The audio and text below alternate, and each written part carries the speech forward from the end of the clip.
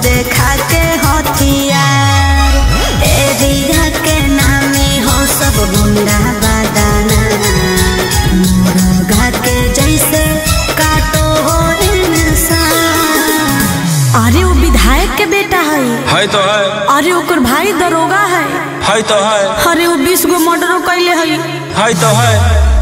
तोरा ले कुछो कर जाइबो दिलवर जानी तोरा से फाटी ले जाना अपन दे देबो कुर्बानी।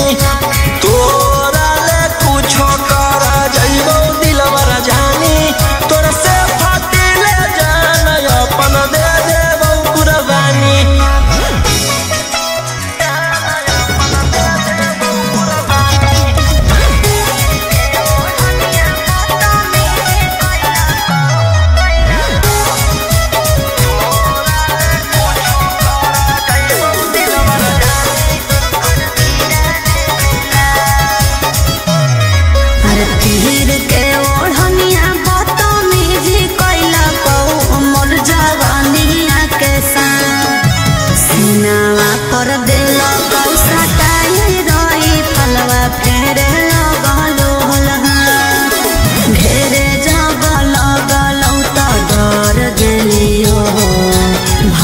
भागल तोरा भी चल लियो। अरे ओकर बड़ी नाम है तो है। अरे ओकर बड़ी पहचान भी हो तो है। अरे वो बड़ी बदनाम हो तो है।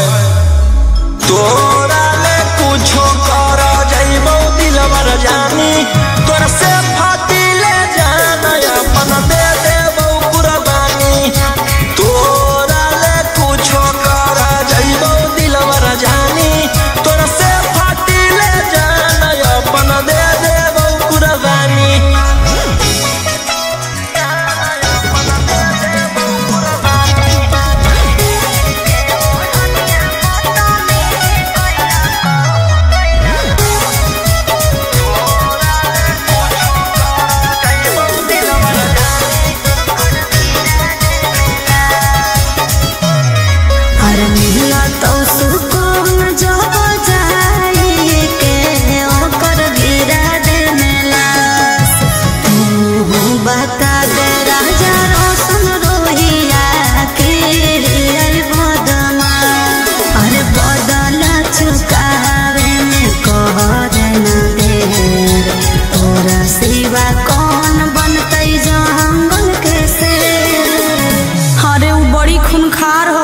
तो है। खानदानी रंगदार हो तो है। अरे वो रखले बड़ी हथियार हो तो है। तोरा ले कुछो कर जाइबो दिलवर जानी तोरा से फाटी ले जाना अपन दे देबो कुर्बानी। तोरा ले कुछो कर जाइबो दिलवर जानी